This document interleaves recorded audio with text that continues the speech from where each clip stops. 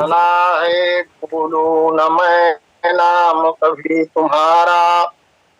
निष्काम हो के दिन रात गाऊं गोविंद दामोदर माधवेति।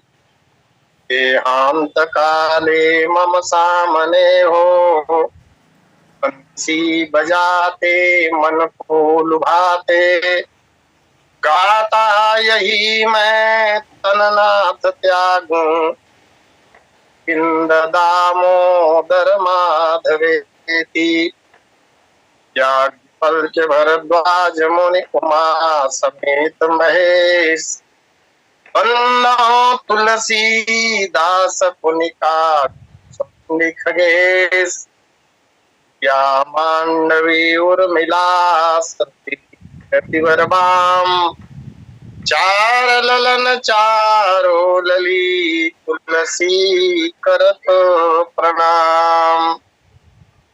प्रार्थना यही है राम आके उर अंतर में। मेरे हृदयासन में आसन जमाइए। बैठे छल कपट द्वेष दूषण पाखंड को। दान कर सरासन प्रभु सबको भगाइए। श्रद्धा की धरती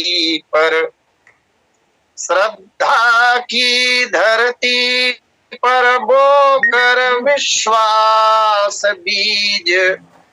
सेवा सलिल सो सींच सुमन खिलाइए। करता उत्पात मन मानत न अनेक बात। नाथ ताहि मार प्रेम सिंधु में डुबाइए। प्रभु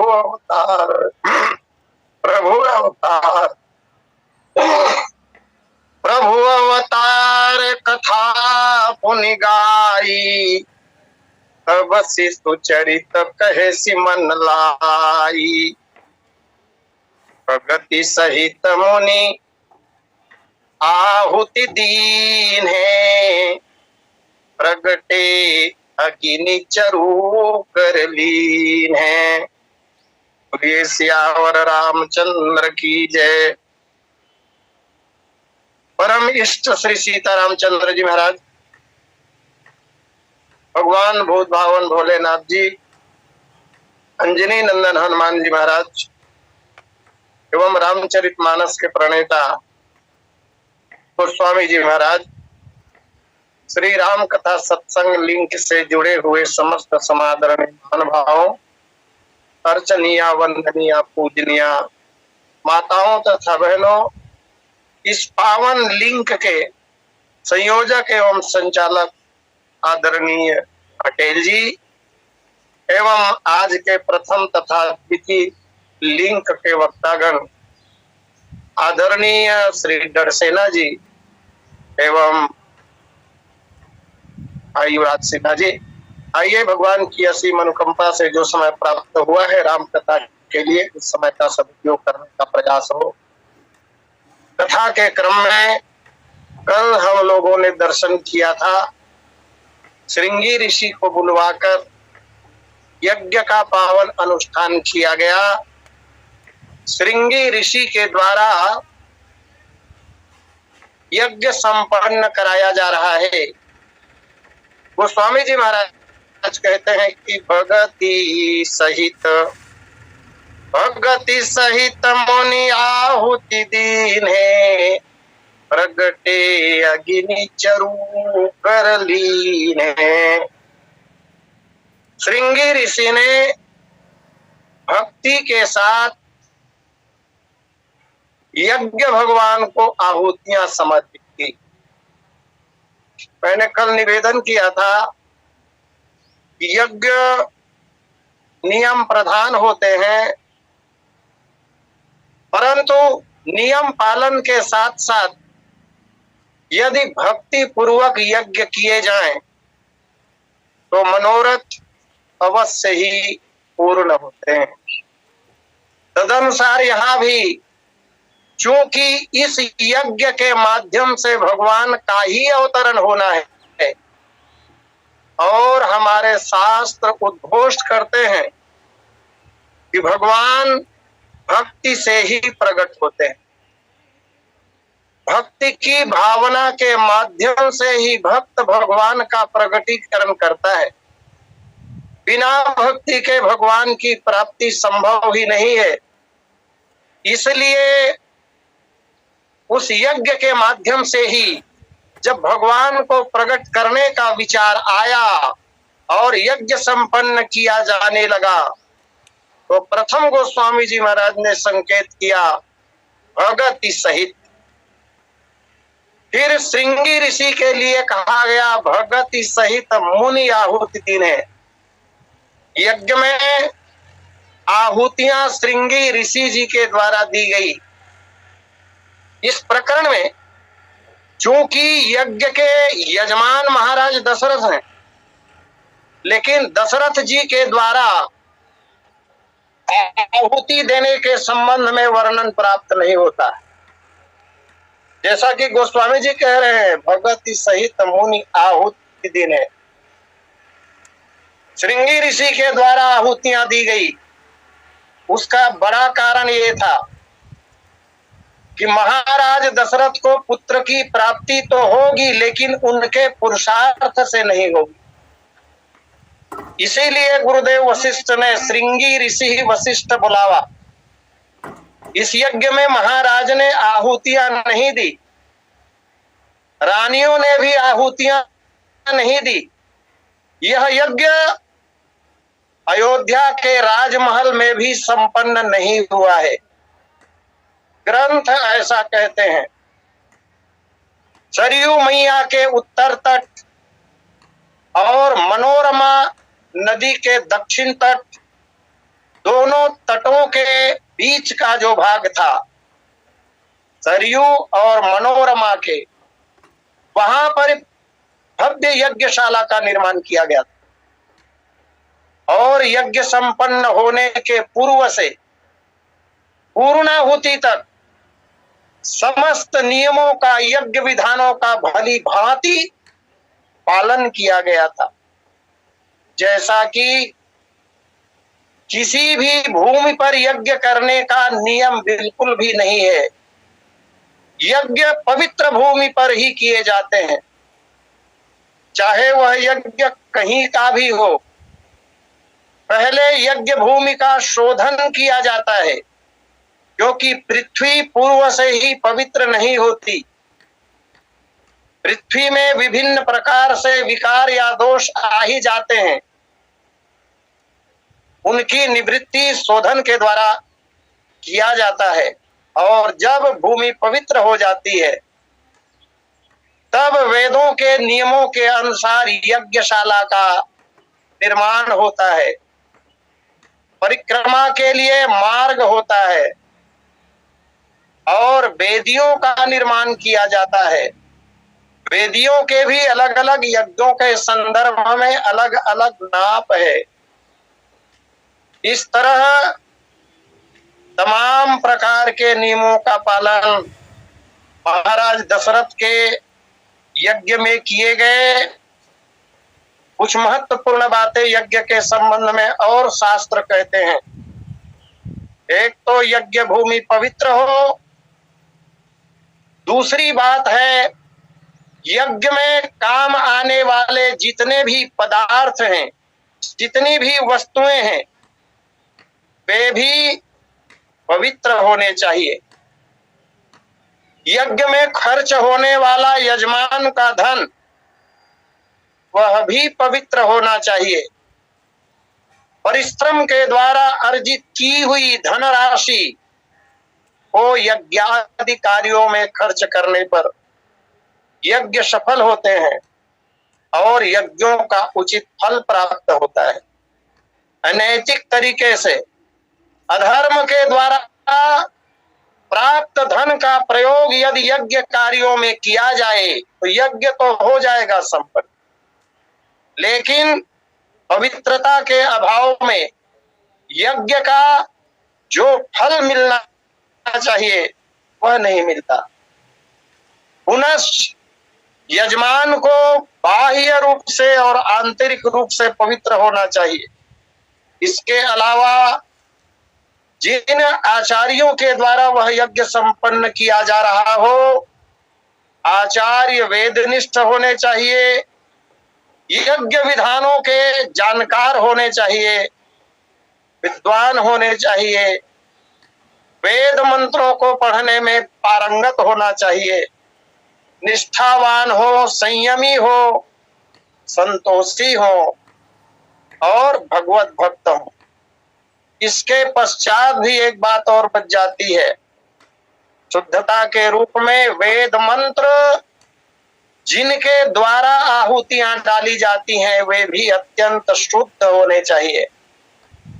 इन सब बातों का ध्यान रखते हुए श्रृंगी ऋषि ने भक्ति पूर्वक जब आहुतियां डाली, भगति सहित मुनि आहुति दीन है, तब यज्ञ भगवान प्रसन्न हो जाते हैं। कुछ लोग यहाँ प्रश्न करते हैं,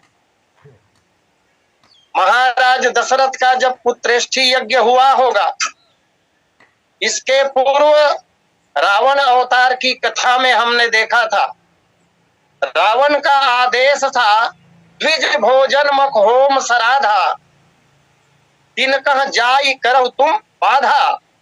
और यहाँ महाराज दशरथ का यज्ञ जब आरंभ हुआ होगा, प्रथम यज्ञ की तैयारी हुई होगी, और जैसा कि कल की कथा में निवेदन किया गया था, पुत्रेष्ठी यज्ञ में खासकर त्रौताग्निमान पुत्रेष्ठी और गृहयाग्निमान पुत्रेष्ठी यज्ञ में यजमान को सपत्नीक 12 दिनों का पयोव्रत करने का विधान है।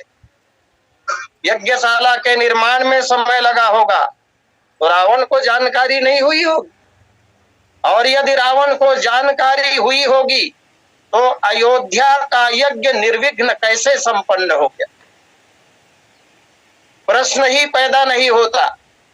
क्योंकि इस यज्ञ से परमात्मा का अवतरण होना है, भगवान की लीला अपरंपार है। जहां पर भगवान ही अनुकूल होते हो वहां पर एक क्या करोड़ों रावण भी कुछ विघ्न पैदा नहीं कर सकता। प्रभु की इच्छा के सामने जगत के महान से महान व्यक्ति की इच्छा काम नहीं करती है। भगवान की माया बड़ी प्रबल है। भगवान की माया से तो शिव बिरंच कहु मोहि को है बपुरा आन। भगवान ब्रह्मा और भगवान शंकर भी मोहित हो जाते हैं, तब रावण किस खेत की मूली है। दूसरी बात, यह यज्ञ जो है वो गुरुदेव वशिष्ठ के संरक्षण में और श्रृंगी ऋषि के आचार्यत्व में संपन्न हो रहा है। आचार्य भी इसके संरक्षक ही होते हैं। तो जहां पर वशिष्ठ जी जो ब्रह्मा के द्वारा निर्धारित काल की गति को रोक देने में सक्षम हो, ऐसे व्यक्तित्व के संरक्षण में जब यज्ञ संपन्न होगा तब भला रावण क्या कर सकता है। और तीसरी महत्वपूर्ण बात, सूर्य वंश के राजाओं की महिमा और गरिमा से रावण अपरिचित नहीं था। महाराज अनरण्य से लेकर महाराज दशरथ और श्री राम पर्यंत सूर्यवंशी राजाओं से उनकी मुठभेड़ हो चुकी थी। दुनिया के तमाम राजा को परास्त करता हुआ रावण अयोध्या के राजाओं की ओर भी दृष्टि उठाकर देखता रहा है। जब जब रावण ने अयोध्या की ओर दृष्टि उठाई तब तब सूर्यवंशी राजाओं के द्वारा रावण की पराजय हुई है। अस्तु सूर्यवंशी राजाओं के सामने रावण की कोई चलती नहीं थी। रावण भयभीत रहता था। एक एक सूर्यवंशी राजा हुए महाराज रघु। एक कथा आती है जहां पर महाराजा रघु के साथ, ताकि रावण विघ्न पैदा न कर सके, भगवान ब्रह्मा ने महाराज रघु के साथ रावण की मित्रता करा दी। इन विविध कारणों के चलते चक्रवर्ती सम्राट महाराज दशरथ जी का पुत्रेष्ठी यज्ञ निर्विघ्न संपन्न हो रहा है। भगति सहित मुनि आहुति दिन है, प्रगटे अगिनी चरु कर लिन है। यज्ञ संपन्न होते ही भगवान अग्नि का प्राकट्य होता है। हवन कुंड से ही नर के रूप में, मनुष्य के रूप में भगवान अग्नि प्रकट हुए। ऐसा लगता है मानो यज्ञ भगवान ने ही अपने प्रतिनिधि के रूप में अग्निदेव को भेजा हो। मनुष्य रूप में ही प्रकट होने का भाव विद्वज्जन ऐसा कहते हैं। यहां से प्राप्त खीर को खाने के बाद माताओं का गर्भ स्थिर होगा और उससे नराकार में भगवान का अवतरण होगा। इसलिए नराकार का प्रतिनिधित्व करने के लिए ही भगवान ब्रह्मा ने अग्निदेव को भेजा। यह यज्ञ जो हुआ वो श्रद्धा, भक्ति, विश्वास के साथ संपन्न हुआ और ऋग्वेद के मंत्रों का प्रयोग यज्ञ संपादन के लिए हुआ है। अग्नि देवता जब प्रकट होते हैं तो अग्नि देवता के स्वरूप का वर्णन भी ग्रंथों में प्राप्त होता है। भगवान अग्निदेव बड़े बलशाली, बड़े तेजस्वी, महाबली, पराक्रमी, लाल रंग का वस्त्र धारण किए हुए, और इस समय अग्निदेव का मुंह लाल ही है। अग्निदेव का मुंह लाल ही होता है। और अग्निदेव का मुंह क्या, सारा शरीर लाल होता है। इसलिए ग्रंथ कहते हैं उनके शरीर में बाल भी हैं। गजब की बात ये, जिस हवन कुंड में अग्नि जल रही थी उसी हवन कुंड से जब भगवान अग्निदेव प्रकट हुए तो भगवान अग्निदेव के शरीर में सिंह के समान बाल थे,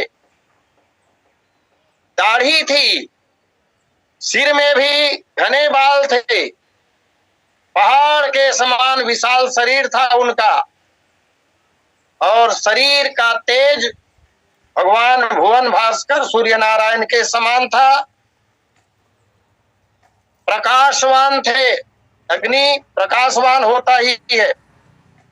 और अग्निदेव अपने हाथों में सुंदर सोने के पात्र जिसमें खीर भरे हुए थे उसे अपने हाथों में लेकर प्रकट होते हैं। पात्र सोने का है। सोना पवित्र माना जाता है। यहाँ जितनी भी वस्तुएं हैं, जितने पदार्थ हैं, जितने कार्य हैं, जितने विचार हैं, ये सब के सब पवित्र हैं। पवित्र सोने के बर्तन में, पात्र में खीर को लेकर प्रकट होते हैं। और प्रकट होते ही अग्निदेव ने कहा, लोग कहते हैं कि आखिर अग्निदेव इनकी प्रेरणा से आए होंगे। महर्षि वाल्मीकि लिखते हैं, अग्निदेव स्वयं कह रहे हैं उस समाज में कि मैं भगवान ब्रह्मा के यहां से आया हूं और इस स्वर्ण पात्र में पायस भरे हुए हैं। इस पायस को देवताओं ने अपने हाथों से बनाया है। इन्हें खाने के बाद रानियों के गर्भ स्थिर होंगे और उनसे पुत्र उत्पन्न होगा। इस तरह अग्निदेव ने कहा। खीर के संबंध में एक छोटा सा विचार।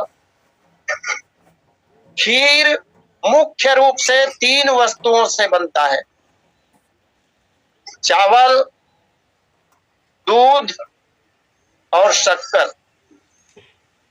स्वाद लाने के लिए छुहारा, बादाम, अन्य वस्तुएं कोई डाल ले अलग बात है, लेकिन प्रधानता इन 3 चीजों की होती है। और ये तीनों वस्तुएं रंग में सफेद होते हैं। सफेद रंग सात्विकता का प्रतीक है।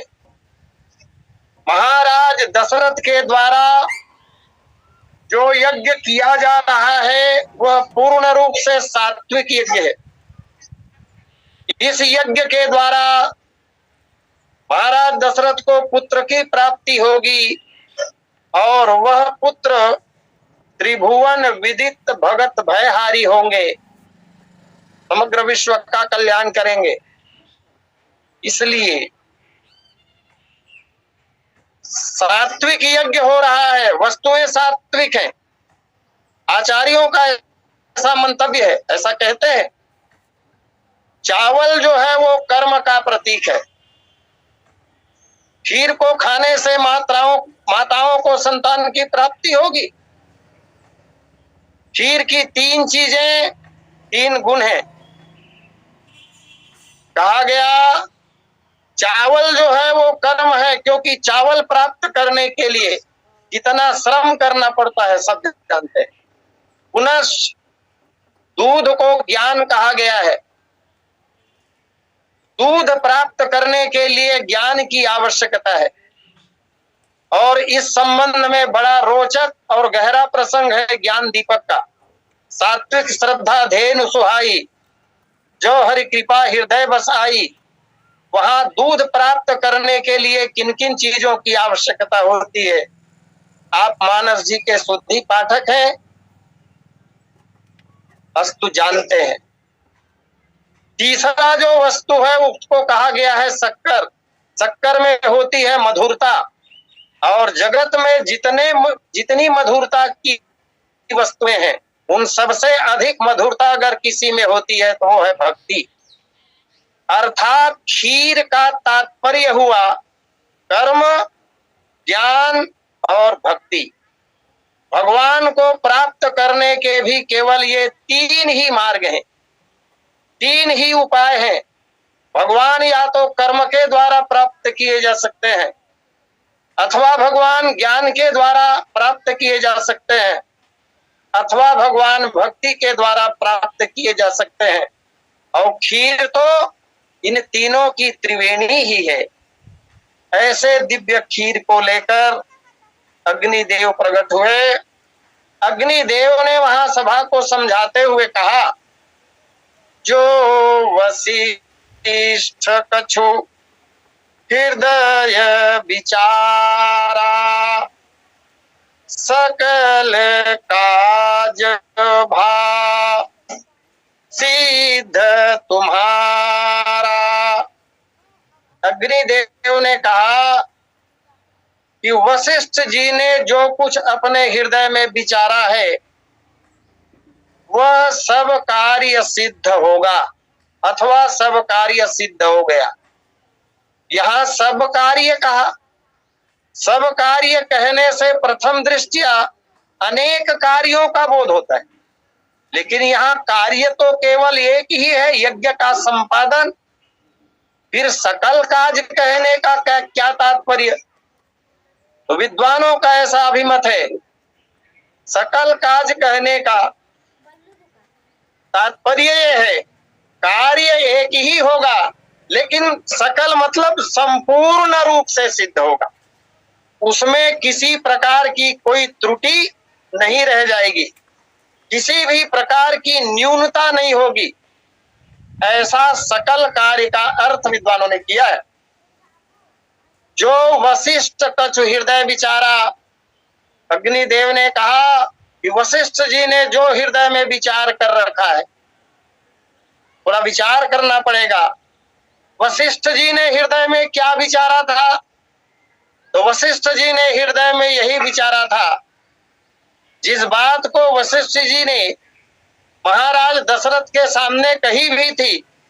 जब दशरथ जी महाराज वशिष्ठ के यहाँ गए थे, उस समय गुरुदेव ने कहा था, धरहु धीर होई है सुतचारी, त्रिभुवन विदित भगत भयहारी।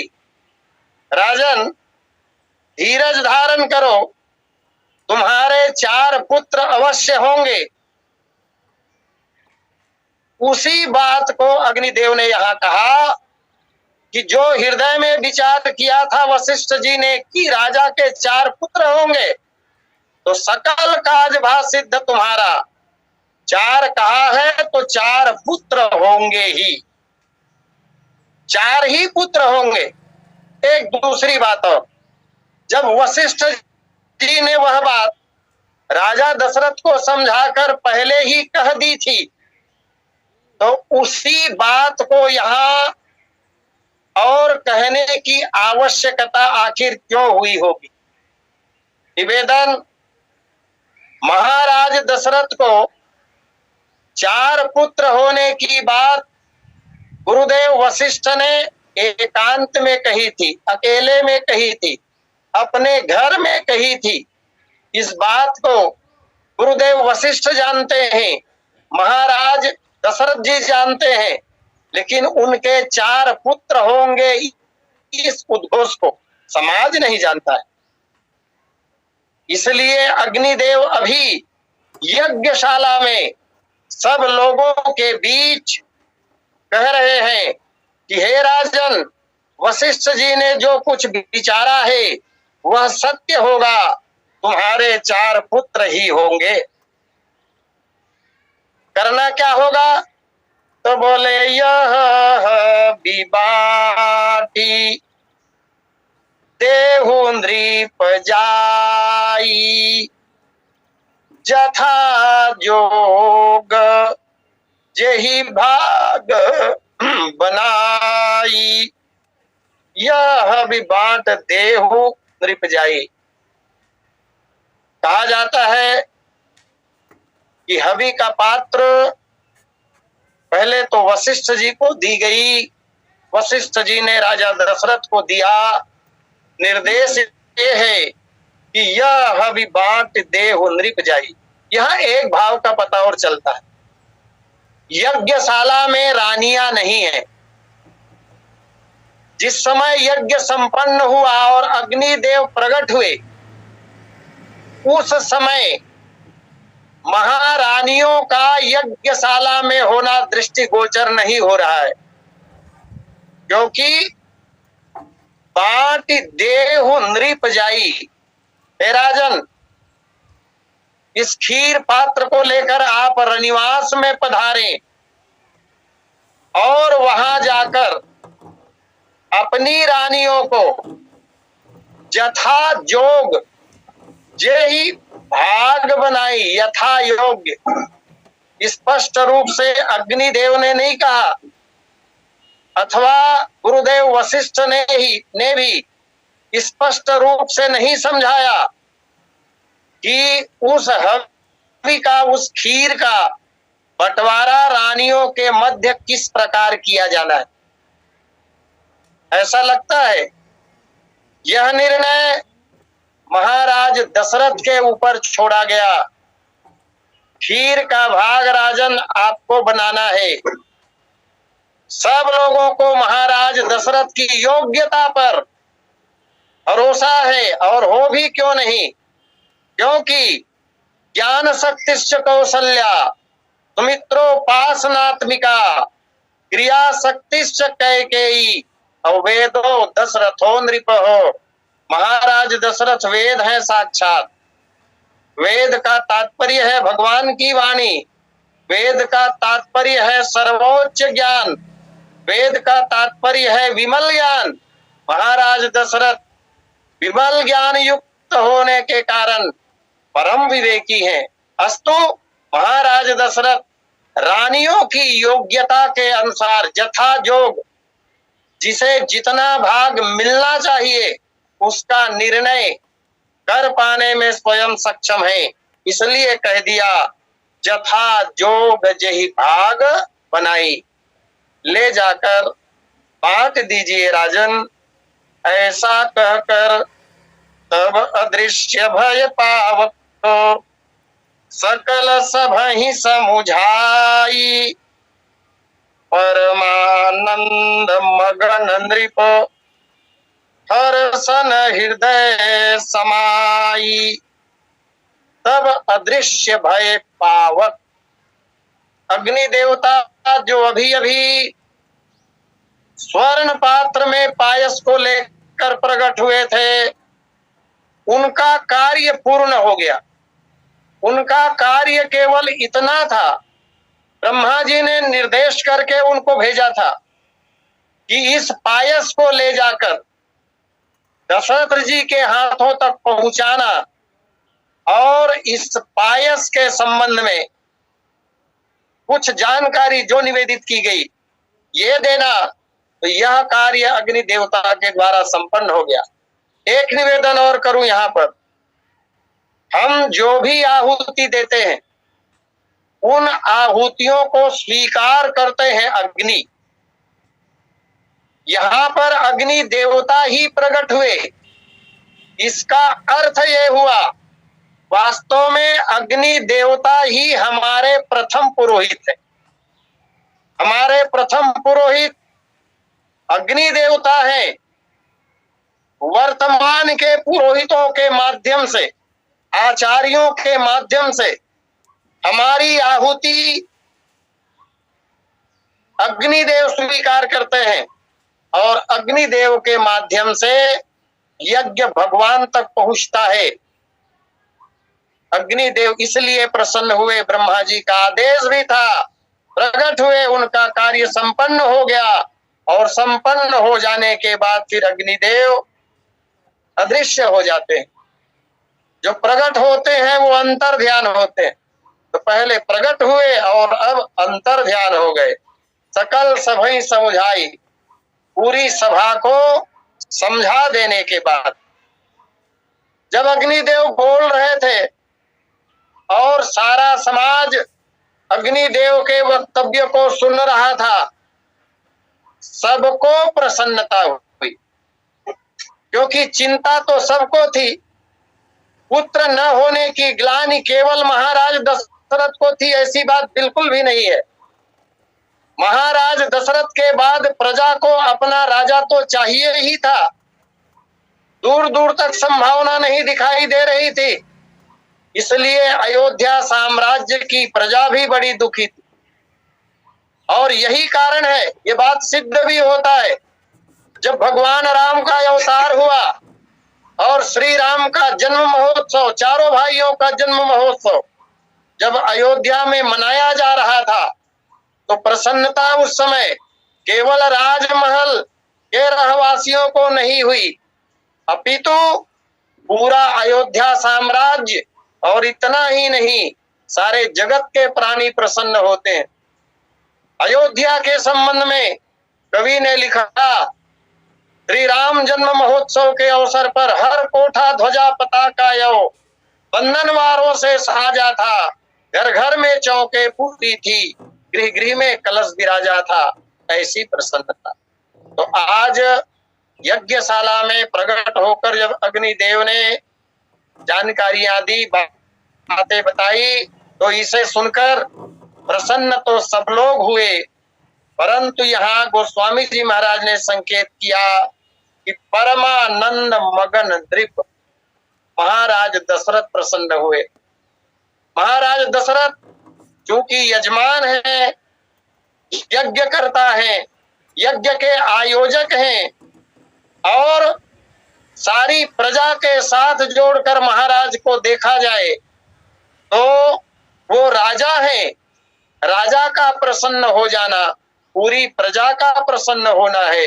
और वैसे राजा व्यक्ति नहीं होता, केवल एक आदमी नहीं होता।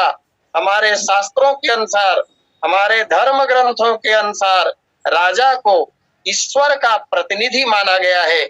अस्तु महाराज दशरथ जब प्रसन्न हुए, मगन नृप हर्षण हृदय समाई, हृदय कमल खिल उठा महाराज का, प्रसन्नता से हृदय भर आया। और जब किसी व्यक्ति को प्रसन्नता, अत्यंत प्रसन्नता होती है, हर्ष जब होता है, तो उसके शरीर में परिवर्तन हो जाता है। उस स्थिति को हर्षित होना कहते हैं। जैसे आदमी बोलना चाहेगा लेकिन बोल नहीं पाएगा, गला रुंध जाएगा, आवाज बदल जाएगी, आंखों से प्रेमास्त्र की धारा प्रवाहित होने लग जाएगी, शरीर में रोमांच हो आएगा, शरीर में शिथिलता आ जाएगी, व्यक्ति हर्षित होकर उठना तो चाहेगा लेकिन उठ नहीं पाएगा। ऐसा वातावरण परमात्मा श्री राम के प्राकट्य के पश्चात महाराज दशरथ के समक्ष उपस्थित होता है। जब किसी ने जाकर महाराज दशरथ को सुनाया कि महाराज कौशल्याजू अर्थात बड़ी पट्ट महिषी को पुत्र हुआ है महाराज, जैसे ही महाराज दशरथ ने यह शुभ समाचार पाया, गोस्वामी जी महाराज कहते हैं कि दशरथ पुत्र जन्म सोनिकाना, मानहु ब्रह्मा नंद समाना, परम प्रेम मन पुलक शरीरा, लेकिन चाहत उठना करत मति धीरा। विश्राम कर रहे थे, उठना चाहते हैं लेकिन हर्षित होने के कारण, अत्यंत प्रसन्नता के कारण उठ नहीं पाते हैं। यही दशा यहाँ भी, महाराज प्रसन्न हुए, हृदय कमल खिला। आइए, समय पूर्णता पर है।